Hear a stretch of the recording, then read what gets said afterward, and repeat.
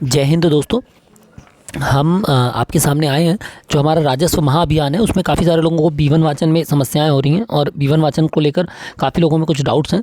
तो हम आज का वीडियो जो लेकर आए हैं वो उसी के लिए लेकर आए हैं कि आज पर राजस्व महाअभियान में B1 वाचन कैसे करें और इसकी मॉनिटरिंग या इसकी रिपोर्टिंग कैसे करें। तो ठीक है, तो सबसे पहले तो B1 वाचन का मतलब है आपको B1 को रीड करना है अपने गाँव में।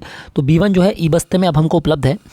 इसमें एक समस्या केवल इतनी होगी कि जो B1 हमको उपलब्ध है वो B1 जो है वह 2022-23 का फाइनेंशियल ईयर यानी कि मार्च में जो हमको उपलब्ध हुई थी, अभी नई हमको इस साल उपलब्ध होगी। तो हो सकता है तब से लेकर 1 अप्रैल से लेकर अभी तक जो हमने दुरुस्तियाँ की हों वो इसमें दर्ज ना हो। तो इसके लिए आप अपने सारा में चेक कर सकते हैं यदि किसी को कोई त्रुटि हो तो। अदरवाइज़ हमको केवल इस B1 को खातावार जो हमारी खतौनी होती है इसको केवल हमको रीड करना है।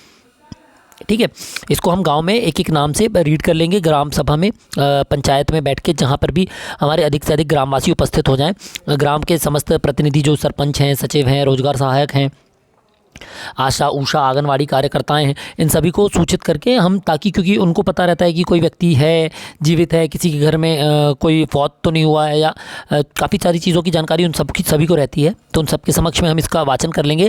रीड करके हम बता देंगे कि इस व्यक्ति का ये नाम है। जैसे नाम पढ़कर हम बता देंगे कि छत्रपाल पिता बद्री प्रसाद पटेल है, जाति कुर्मी है। तो यदि इसमें इनका एड्रेस चेंज होना होगा या जाति चेंज होनी होगी या नाम गलत लिखा होगा तो इस तरीके की त्रुटियाँ ये देख सकते हैं। ठीक है, इस तरीके का हम वाचन करने के बाद इसका क्या कर लेंगे, हम एक पंचनामा बना लेंगे। पंचनामा इस तरीके का बनेगा कि शासन का पत्र ये था, कलेक्टर महोदय का पत्र ये था कि आदेश के पालन में हमने ग्राम में B1 वाचन किया। इस B1 वाचन में हमको इतने इतने प्रकार की त्रुटियां मिली, हमने इतने लोगों के समक्ष में ये B1 वाचन किया और यहाँ पर हम सरपंच महोदय, सचिव महोदय और कोटवार दादा के साइन कराकर यहाँ पर अपने साइन करके हम इसको रिपोर्ट में रिपोर्टिंग कर देंगे। ठीक है, इसके बाद इस तरीके का B1 वाचन जो हम कर रहे हैं, हम इस तरीके की एक रिपोर्टिंग फाइल बना सकते हैं कि हमने ग्राम पंचायत में ग्राम का नाम, खाता नंबर, खसरा नंबर और इतने, मतलब ये त्रुटियां हमको मिली। इसका एक हम उदाहरण बनाए हुए हैं। ये देखिए, जैसे ये देखिए, आप देख सकते हैं, ये है ग्राम पंचायत का नाम हमने लिख लिया, ग्राम का नाम।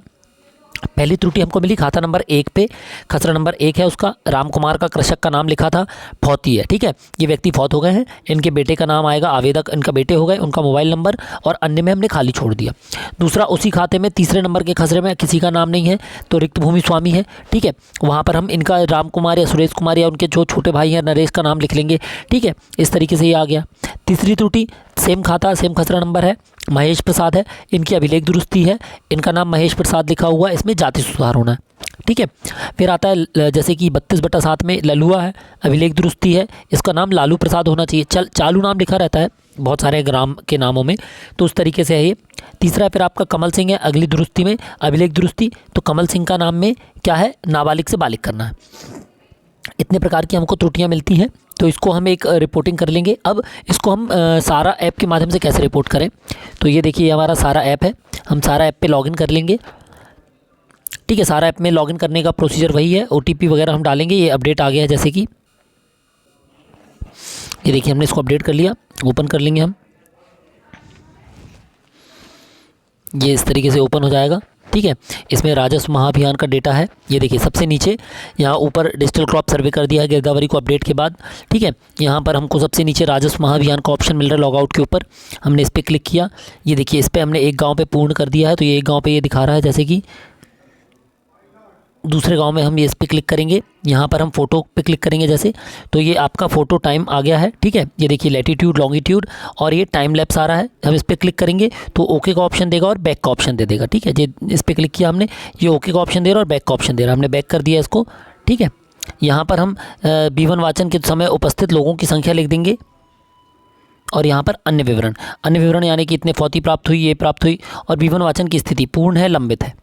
ठीक है, तो इस तरीके से लंबित है, पूर्ण है लिखकर हम इसको अपलोड कर देंगे। जैसे ही अपलोड कर देंगे तो ये रिपोर्टिंग में चला जाएगा। ठीक है दोस्तों, तो इस तरीके से आप B1 वाचन कर सकते हैं, B1 वाचन की रिपोर्टिंग कर सकते हैं।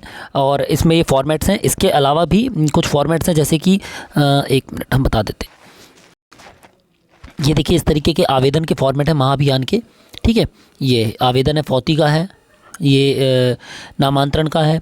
ठीक है, नाबालिग से बालिग का है, उसके बाद त्रुटि सुधार का है, ये देखिए इंद्राज सुधार, त्रुटि सुधार का है, नक्शा बटांकन का है, सीमांकन का है। ठीक है, इस तरीके के आवेदन है। ये आवेदन को फॉर्मेट लगभग सेम है जैसे हम यूजुअली डालते हैं या जैसे हमको न्यायालय से विदित हैं, ठीक है, उस तरीके के फॉर्मेट से या इस तरीके के कोरे कागज़ के फॉर्मेट से भी आप, ये एक फॉर्मेट है केवल, इसमें आप अपने हिसाब से सुधार करके भी इनको आवेदन कर सकते हैं तहसील की तरफ या जो हल्का पटवारी जी हैं उनकी तरफ या तहसीलदार की तरफ डायरेक्ट भी कर सकते हैं। तो इस तरीके के आवेदन के फॉर्मेट हैं, ठीक है। इस तरीके से हम B1 वाचन पूरी कर सकते हैं और आवेदन कर सकते हैं। जय हिंद दोस्तों।